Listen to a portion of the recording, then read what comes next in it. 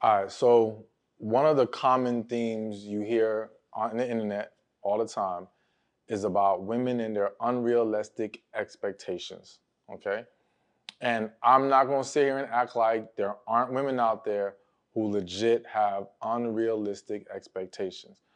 But what concerns me or bothers me is seeing so many men get caught up in the hype of that nonsense and allowing it to cause them to be either discouraged or to have very negative outlooks on women in relationships, or, and to feel like, well, you can't win with these women out here because of this. And I want to shed light on this issue, and I want to give you better clarity or understanding as to why you don't need to worry about that. Like, you can win regardless of the unrealistic expectations that many women, not all women, possess. All right. So let's just get right to it, okay? And the first thing I want to shed light on or bring clarity to is you got to understand that the internet is idealistic, not realistic, okay? So what do I mean? A lot of the perception of women and unrealistic expectations stems from, let's say, seeing women on podcast shows, seeing men who ask questions on the streets, asking these women questions and things of that nature, and these women giving these wild answers and all these different things.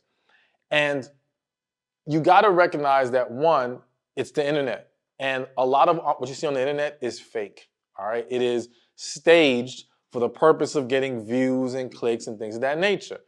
That isn't to say that there aren't, again, really some women that think like this, but just know that a lot of stuff in various ways on the internet is all for views.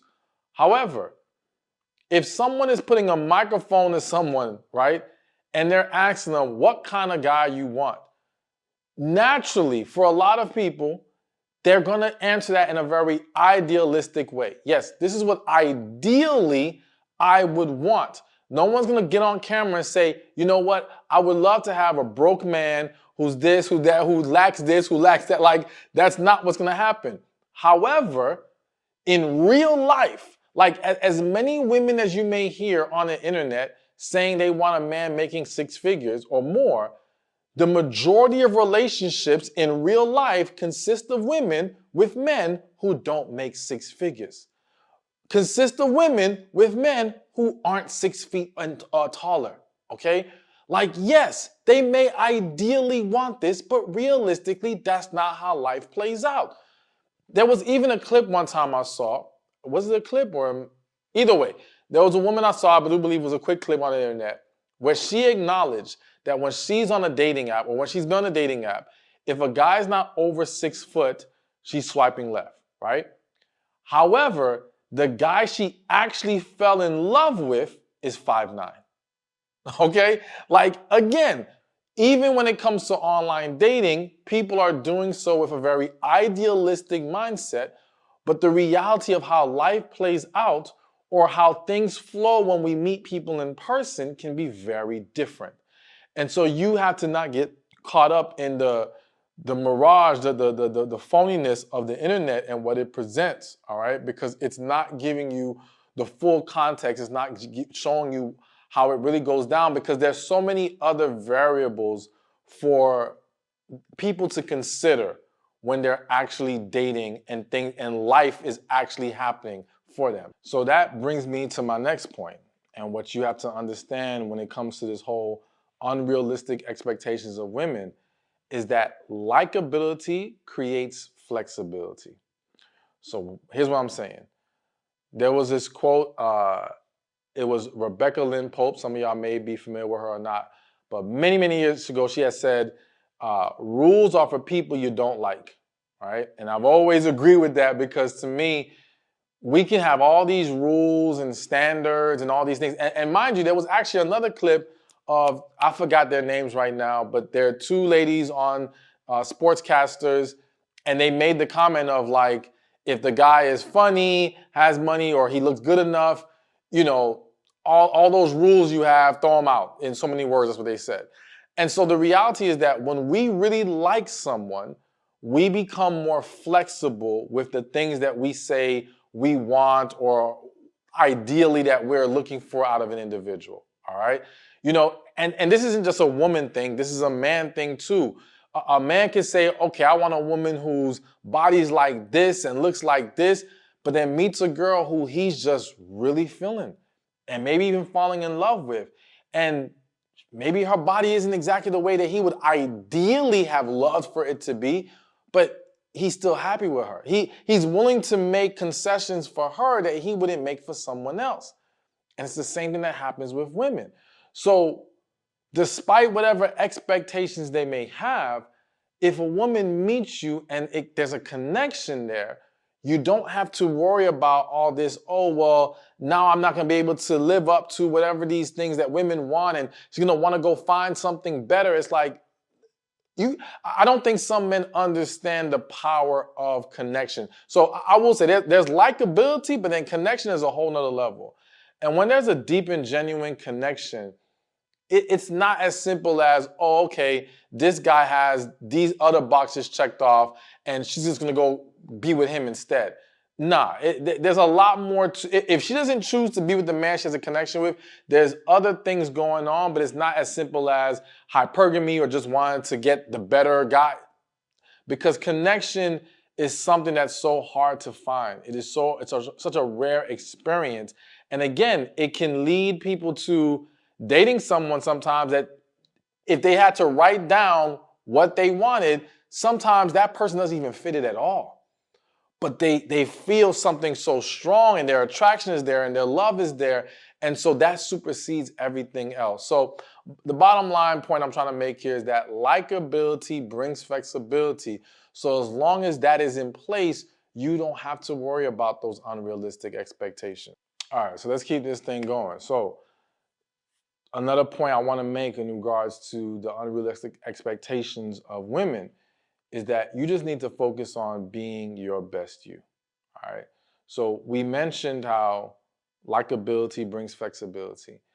And so as a man, if you're not where you need to be, right? And where you need to be is not about like you have to reach the pinnacle of it. It doesn't mean you have to be rich or anything like that. But you haven't at least set the foundation of understanding who you are as a man, being stable and being able to stand on your own 2 feet. You need to at least accomplish that as far as I'm concerned, okay? That's gonna set you up the best in a relationship, in your life in general, overall. And so if you're not there, like worrying about all these wild expectations is pointless when you have work you need to do, okay? Now understand that in doing that work, in becoming that better version of you, you're gonna raise your likability. And that likability will bring on that flexibility. But I think sometimes men are very focused on the very tangible things that level us up, so to speak. So it's like, okay, well, I'm gonna focus on maybe working out, and I'm gonna focus on getting that better job, right? Or establishing my career and getting my money up and things like that. And that's all great. But your character needs development too. And when I say your character as a human being and how you interact with other individuals, all right? So you may have great character in the sense of you're building up great work ethic, right? You know how to handle your business. These are all extremely valuable things. But again, that doesn't make you a likable person. And that's the thing. It's not even just being likable to the woman. Are you a likable person? You know what I'm saying? Can people enjoy being around you at all? Can you even develop good friendships with men, much less women? Because if you're not a likable person, you may still struggle. And I think that's where a lot of men, sometimes they'll see situations where it's like, let's say it's this famous guy who has a lot of money or whatever, and a woman divorces him. And you'll see comments like, well, if he can't keep a woman, we ain't got no hope out here. And it's like, slow down. He may have riches and fame, but you have no idea what kind of character or personality he has. He may be lame as hell. He may be toxic as hell. We have no clue. It's not as simple as, oh, just have the money, just have some status, you're done. There's tons of guys who have that and still struggle with women or struggle to have a successful relationship with a woman. okay? So you still have to develop the person that you are.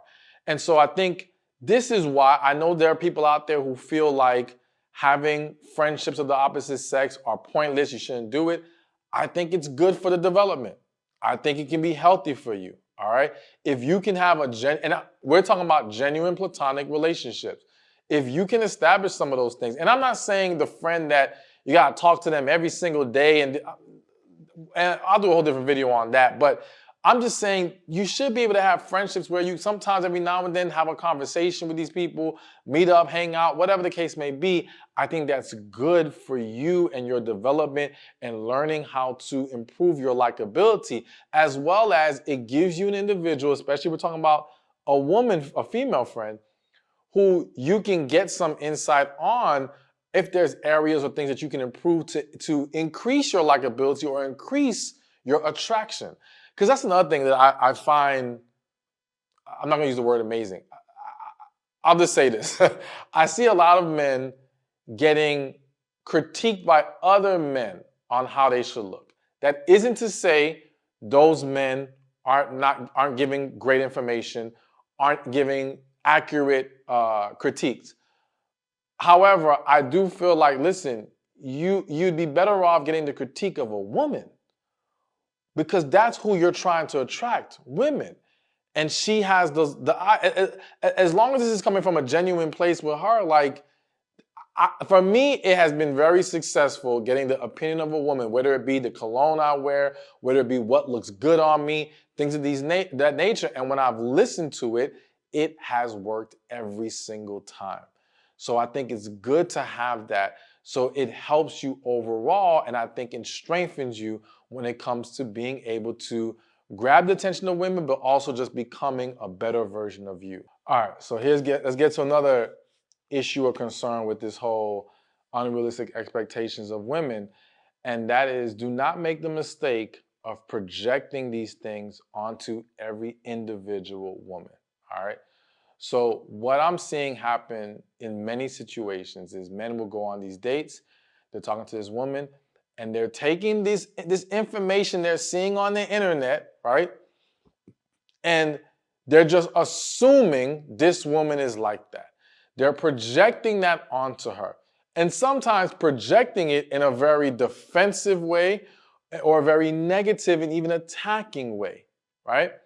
And then when she takes offense or she is bothered, it's like, oh, you see, you're just like the rest of them. Or it's almost like now she's confirmed his bias. It's confirmation bias. He's looking to expose something wrong with her, but there really wasn't. You created an unnecessary, messy situation because you keep projecting onto individuals. Now listen, as a man, I'm sure some of you have experienced women who have done that to you, who projected these negativities that they've experienced with men onto you. How fair is that? How frustrating is that? So don't do it in return. Don't make the same mistake. And again, you may be now sabotaging or undermining your chance for what could have actually been a good situation. Instead, take the general information that you learn, whether that's from reading books, the internet, whatever. Like, I'm not here to dismiss everything that you're seeing and hearing, but you got to keep it in proper perspective. And you have to understand that, yes, you can be aware of these things in a general way, but you have to let the individual person show you who they are, okay? And then handle it as such, handle it accordingly. Like, if anything, use what you learn online to have a better understanding of the opposite sex, but don't weaponize it against them. It's pointless. It's pointless. And again, it's just going to lead you down this constant negative cycle of bad experiences with women. It's just you got to kind of go in with a clean slate, but with an understanding of how potentially a woman can be, potentially how she may react in certain situations, and then understand how to handle it if that does come about, but do not expect it or put it on them, because it's unnecessary. All right, so got a few more to go. And another point I want to make in regards to the unrealistic expectations of women is you have a market to explore. What do I mean? No matter how many women you hear saying, let's just use the whole man should be a provider, though I personally believe in that, but let's just talk about the woman who believes the man should be a provider and, she shouldn't have to work, all these things. No matter how many women there are that exist saying that, there's a whole nother segment of women who don't think that way. There's a whole nother group of women who believe in whether it be 50-50. You got women who believe in, I don't mind taking care of the man myself. There's all types of women out there. I think sometimes a lot of men, you get locked into what is the common theme you're hearing again on the internet. And sometimes you may not understand that. You got to remember how these algorithms work. And when you start consuming certain types of content, the algorithm keeps feeding you that type of content. So you're only getting this one side of the story, so to speak, and you're not seeing the other side that exists. And so no matter what the issue is, there are women who are on various different opposing ends of the issue, all right? So there's no need to focus on the ones who don't see it the way that you see it. If you're a man who believes in 50-50, there's no need to focus on the ones who don't and be mad or argue it or frustrated. Nah, just go find the ones who don't believe in it or who do believe in 50-50, right? Go to your tribe, go to your market. That's it. That's it. And allow yourself to thrive there because you can. And you just have to learn. I think part of experiencing that is learning how to get out more in real life, okay? Again, I do think on the internet, it's tricky. It's tricky. It's tough to find that, to come across it. But I think if you got out more, you might be surprised. Now, of course, depends on what cities you live in. Certain cities are going to have more common belief systems, but ultimately, I do think just getting out, networking more, going to various different types of events, things of that nature, and allowing yourself to meet people, make friends, maybe join groups and certain clubs and all these things, right? Where you can meet like-minded individuals who then may also have those same beliefs as you. And you can find someone that you can share life with there. But just know that it exists. No matter how much you don't think it, it exists. And this world is very large. So there's huge communities of people who think like you, who want to live life like you. And you got to learn how to hone into them or figure out where do those type of people reside? Where do they go to? And how can I now be amongst them so I can potentially meet a partner who I can get with? All right. Now, another big point is that in navigating these unrealistic expectations of women, the key is you have to remain confident. All right? Because what I'm seeing happen to a lot of men is they're allowing these perceptions of what women want to defeat them, right? And for them now to lack certain self-esteem, and they don't understand that it's not what they don't have or them not meeting that expectation that's shooting them in the foot. It's their lack of confidence. Okay? So one perfect example is that, a lot of men who are short, right, or consider themselves short, feel like, well, these women just want a tall man, right? And so for some, they internalize this and they lose confidence, and now they struggle with women. But there are a lot of short men out there, a lot of short kings who are winning constantly. And their height has not stopped them from being successful with women. Yes, I'm sure there's been a woman out there who they've come across that maybe they wanted who was like, nah, he's too short for me. That happens. But listen, there's going to be various things. A woman might look at me and say, nah, I don't like his beard. Might look at the next guy, I don't like the way he dresses. There's going to always be women who may not like something about you, but that doesn't change the fact that regardless of that, you can still be successful in general with women. But it starts with you being confident. And if you are not confident, you have to figure out, one, you have to get past this mental block of, well, this is what women want and I don't have this, so I'm out of luck. No, It's about identifying, okay, where can I become better? Focusing on the things that you can control. So it's like, okay, it's one thing if you're a short guy. All right, are you keeping yourself in shape? Are you presenting yourself well? You know what I'm saying? Have you learned how to talk to a woman? Maybe you know how to make a woman laugh. Like there's other areas for you to hone your skills and become a very desirable man, regardless of this thing that you don't have. Same way with even the money thing. Listen, there's a lot of broke men with beautiful women right now. All right.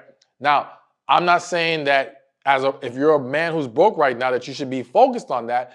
I'm just explaining that did not stop them. Okay. And again, what you'll find is that they typically maximize other areas that make them desirable. Okay. So there's always ways around this stuff if you're willing to put in the work in the things that you can control. But again, still be confident and understand that, like, there's a great quote that says, confidence isn't always believing you're going to get it right. It's not being afraid to get it wrong. All right. So confidence isn't believing you're going to get every woman out there. It's not being afraid to not get them. And when you're not afraid to not get them, when you're not afraid to be rejected or whatever, and you're fearless, well, now you exude a certain energy that actually makes you more attractive. And then two, you'll have more of a willingness to engage with more women, and just by sheer numbers, you're gonna have some hits. I remember growing up, and there was a dude who, he was short, he wasn't the most attractive dude, but you couldn't tell him nothing. Like you cannot tell this man he wasn't what's the word I'm looking for? Just he felt like he could get any woman he wanted, plain and simple. And listen, he got tons. He got tons, all because he was confident. So that is the key. And if you are struggling in that area, find something to help build your confidence with, and that will help you as you move forward. All right. And so the other thing I wanted to mention to you today about this whole unrealistic expectations of women is, and again, this is for those who are believers, what God has for you is for you. And so you got to understand that God did not put you on this earth to just go without, all right, to just lack. Maybe things have not worked out for you the way that you wanted up to this point. Maybe there's a lot for you to still grow with and develop, right? And allow yourself to be in a better position to receive all the things that you're desiring or the blessings that's out there for you. But just know that you can have it, that what God has for you is for you.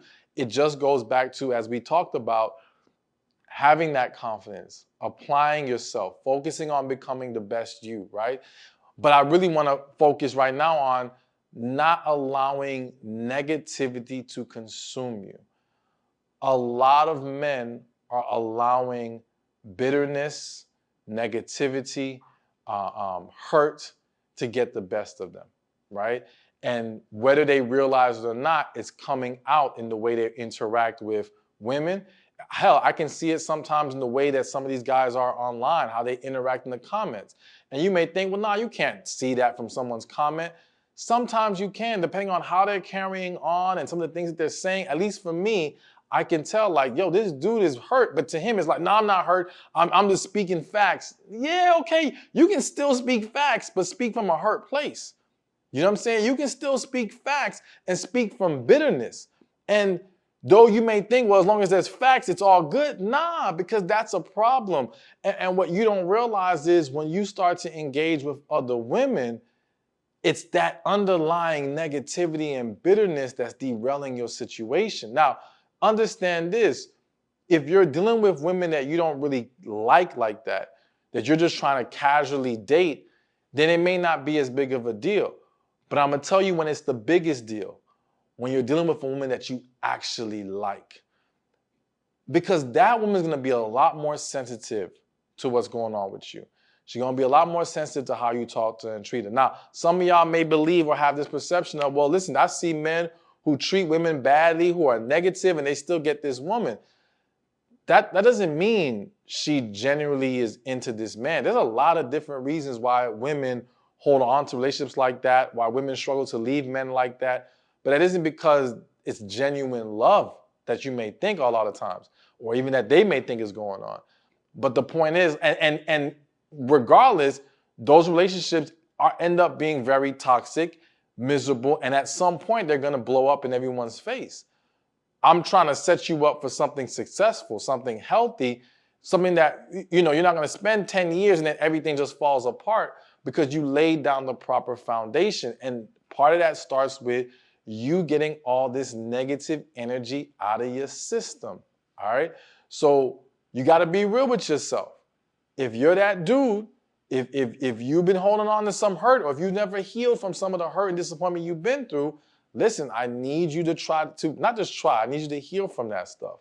Now, if you need help, I have a book. It's called Love After Heartbreak. It's for men and women. Get the book. I'll leave the link in the description, in the comment section. Follow the steps in there, and it will help you with how to heal from everything. Because not just healing from the women who hurt you, it's healing from everything you've been in your life. Because some of your bitterness is from your parents, from your childhood, right? From your upbringing. Like, there's just all these different possible avenues that have brought you the type of energy that has only held you back. And becoming your best you is much more difficult when we haven't learned how to get that stuff out of our system. So, dude, I encourage you to do the work. I have tons of men who've done it, who have come back to me telling me it's changed their life. You know what I'm saying? So I know it can be very impactful for you. So make sure you make that happen. But to get back to these women and these unrealistic expectations, again, at the end of the day, don't get distracted by it. Don't let it fool you.